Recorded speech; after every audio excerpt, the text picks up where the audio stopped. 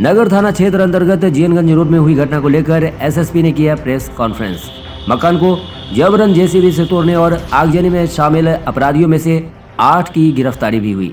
Darbhanga town थाना क्षेत्र में दिनांक 10 तारीख को रात्रि करीब 8 बजे संजीव झा, निक्की झा उनके मकान पे कुछ अपराधकर्मी लोग घुस गए थे और वो बुलडोज़र से उनके घर को तोड़ने, उनका मेन गेट वगैरह तोड़ दिया था और उसके बाद आगजनी की भी घटना वहाँ पर हुई।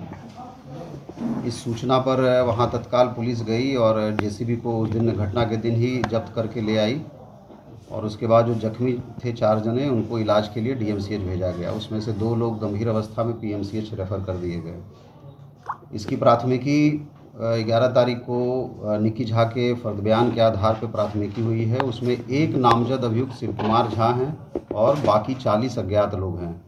उन 40 अज्ञात लोगों का हम लोगों ने अपने जो टेक्निकल टीम है और जो साइंटिफिक तरीके हैं उससे हम लोगों ने पहचान किया और तकरीबन 13 लोगों की पहचान अभी तक हुई है। उसमें से 8 अभियुक्तों की गिरफ्तारी मधुबनी और मुजफ्फरपुर और दरभंगा से की गई है और जो 5 अन्य जो आइडेंटिफाइड हैं उनकी भी शीघ्र गिरफ्तारी होगी। और जो एक नामजद मुख्य अभियुक्त हैं शिव कुमार झा, उनके संबंध में भी हमारी टीम लगी हुई है और विलम्ब कुछ दिनों में उसकी भी गिरफ्तारी हम लोग कर पाएंगे। गिरफ्तार लोग प्रॉपर दरभंगा के हैं या बाहर के हैं? नहीं, सभी दरभंगा के ही रहने वाले हैं। दरभंगा। जो घटना घटी थी उसमें आग लगाने की बात आई थी, उसमें कितनी सच्चाई, क्या हुआ था?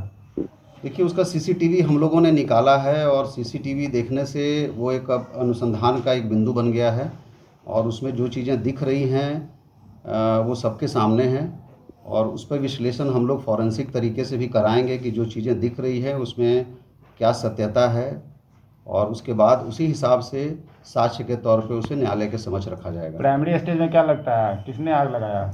ये अनुसंधान का विषय है और जो सीसीटीवी फुटेज है वो सबके सामने है।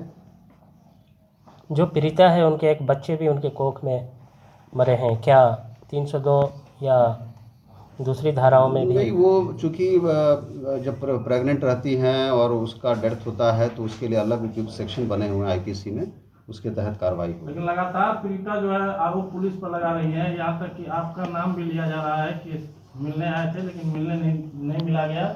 वही थाना अध्यक्ष की भूमिका संजीव। मैंने 10 तारीख को इसी कार्यालय से निकलने के समय उनसे मेरी मुलाकात हुई है दोनों से और मैंने मुलाकात के बाद संबंधित जो निर्देश देने हैं वो टाउन थाना को मैंने दिया भी है।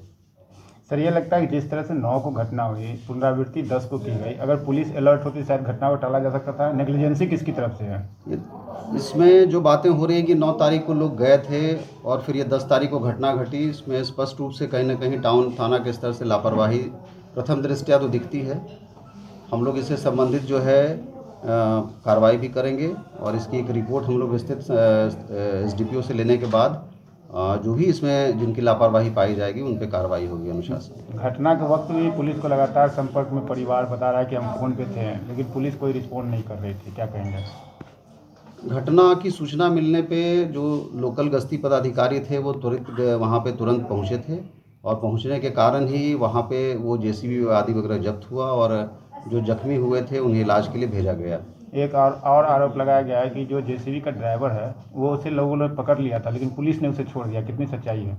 इसकी भी जांच कराई जाएगी। ये बात प्रकाश में आ रही है, इसकी भी जांच मैं करवाऊंगा और इसमें जो दोषी होंगे उन पर भी कार्रवाई होगी। एक सवाल और उठता है सर कि जिस समय घटना का वारदात का समय है, ठीक उसी वक्त बिजली का गुल हो जाना होता है, बताया जा रहा है, 10 मिनट बाद बिजली फिर आ जाती है। तो क्या लगता है कि ये एक संयोग है या फिर बिजली विभाग से भी मिली भगत कहीं ना कहीं लोगों को जानबूझकर अंधेरा किया गया घटना को अंजाम देने के लिए? इसकी जानकारी अभी आपके माध्यम से ही मुझे मिली है और इसमें कहाँ तक क्या सत्यता है, महज संजोग है या सुनियोजित तरीके से है, इस बिंदु को हम लोग देखेंगे अनुसंधान के क्रम में। जो घायल है सर उसकी क्या स्थिति है, कितनी क्रिटिकल है? अभी पीएमसीएच में इलाजरत हैं और डॉक्टर के हिसाब से अभी तक तो ठीक हैं। और सर सबसे बड़ी बात यह है कि जो मोस्ट आरोपी है प्राइमरी, वो कहाँ है, उसके विषय में पुलिस क्या बताएगी? वो उसका बैकग्राउंड क्या है? मैं अभी बता नहीं सकता। जितना बता सकता हूँ कि जो एक नामजद अभियुक्त हैं शिव कुमार झा, उसको हम लोग ट्रैक कर रहे हैं और चूँकि अनुसंधान का पार्ट है इसलिए मैं वो शेयर नहीं कर सकता हूँ कि कहाँ पर है नहीं, लेकिन गिरफ्तारी जल्दी होगी। ये जो भी लोग गिरफ्तार हुए हैं उनका क्रिमिनल हिस्ट्री भी है? अभी तक जो हम लोगों के पास है, जो थाने से रिकॉर्ड के हिसाब से कोई क्रिमिनल हिस्ट्री अभी तक नहीं देखा गया उनका, और हम लोग पता करवा रहे हैं। अन्य थानों में यदि कहीं होगी, दूसरे ज़िला में भी होगी तो पता कर लेंगे, लेकिन अभी तक एज ऑन रिकॉर्ड नहीं है। और जैसा बताया गया कि वो ठेकेदारी और इन सब आदि का काम करते हैं। ये सर आप मान रहे हैं कि अगर पुलिस अलर्ट होती तो घटना टाला जा सकता था? देखिए, ये तो एक विषय है जिस पर कि गहन समीक्षा करने के बाद ही कुछ कहा जा सकता है। कब तक उम्मीद है जो है वहाँ फरार आरोपी वो कब तक पुलिस के हाथ चला? नहीं, हम लोग पुलिस पूर्णतः सक्रिय है और किसी भी हाल में किसी दोषी को बख्शा नहीं जाएगा इसमें, और प्रत्येक की गिरफ्तारी होगी। घटना के 3-4 दिन सर हो गए हैं, क्या पुलिस नोटिस की है उसको उपस्थित होने के लिए? पुलिस पकड़ने के लिए और उसकी एक कानूनी प्रक्रिया होती है, उसके तहत हम लोग कार्रवाई कर रहे हैं। सर, घटना घटने के बाद बच्चे गर्भ में उसकी मृत्यु हो गई, उसकी मां इलाजरत है, भाई इलाजरत है, क्या माना जाए इसको सर?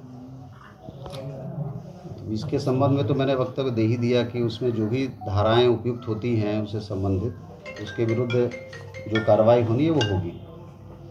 सर, उसमें वो मामला जो है, जो कोख में बच्चा डेथ कर गया है, तो उसमें क्या है धारा, किस तरह का धारा लगेगा? उसके बाद कोई इसका आईपीसी में किस तरह का एक्ट है, कुछ जानकारी? आईपीसी में कई प्रोविजंस हैं, जैसे 313 है, उसके तहत भी कार्रवाई होती है। तो हम लोग ये देखेंगे कि किस प्रकार से वो डॉक्टर के रिपोर्ट के आधार पर वो कार्रवाई होती है। तो अभी मैं इस संबंध में कुछ स्पष्ट रूप से नहीं बोल सकता हूँ, जब तक डॉक्टर के रिपोर्ट नहीं आ जाते हैं पीएमसीएच से, उसके बाद ही उसका जो धारा लगते हैं उसका समावेश होता है। पुलिस अब तक जो जांच करे सर, उसमें जो पीड़िता है उसके बयान के आधार पर करे या कुछ अलग भी हिंट्स मिल रहे हैं, लीड मिल रहे हैं उसको, क्या है?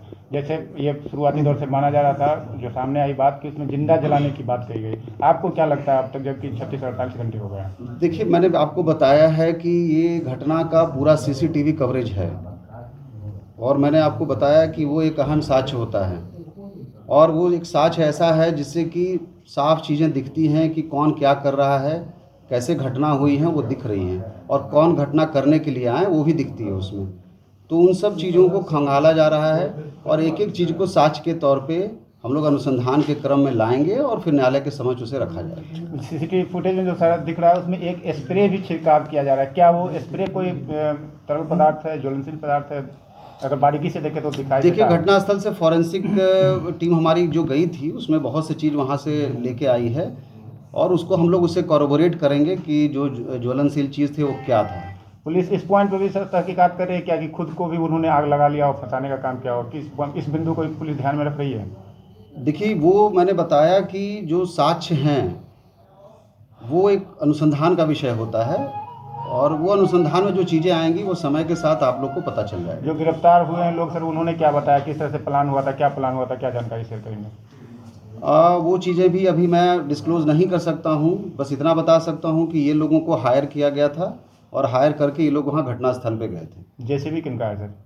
जेसीबी के संबंध में अभी तक स्पष्ट नहीं हो पाया है, चूँकि उस पर टेम्परिंग की गई है, और उस टेम्परिंग से स्पष्ट प्रमाण नहीं मिल पा रहे हैं, और लेकिन फिर भी हम लोग लोकेट कर लेंगे उसको। एफएलसी की जांच कब तक, फॉरेंसिक टीम की रिपोर्ट कब तक आने की उम्मीद है? ये जल्दी ही, हम लोगों ने भी उनसे रिक्वेस्ट किया है कि अविलंब जल्दी से कर ले, उसका एक प्रक्रिया होता है, टाइम नॉर्म होता है, उसके अंतर्गत वो देते हैं। सर, फॉरेंसिक टीम के पदाधिकारी कहना है कि जितना जल्दी अनुसंधान करता है हमें सारा साक्ष्य दे देंगे, हम उतना जल्दी रिपोर्ट सौंप देंगे। इसमें कोई विलम्ब नहीं होगा, जो भी वहाँ से मटेरियल या जो भी चीज़ संग्रहित किए गए हैं वो हम लोग अविलंब उनको दे रहे हैं, और हम उम्मीद करेंगे कि कुछ दिनों में ये रिपोर्ट हम लोगों के पास आ जाए। सर, जिला में जिस तरह से भूमाफिया एक्टिव है, भूमाफियाओं के लिए मैं स्पष्ट रूप से बता दूं कि जो भूमि विवाद से संबंधित हैं वो प्रत्येक शनिवार को थाना में बैठक होती है, उसका निराकरण करने का प्रयास भी किया जाता है, और कुछ मामले गंभीर प्रवृत्ति के होते हैं उस पर भी हम लोगों ने स्पष्ट निर्देश दिया है कि सूचना मिली तो FIR करिए, और जो दोषी हैं उनको चिन्हित करके कार्रवाई करिए। ठीक है, धन्यवाद।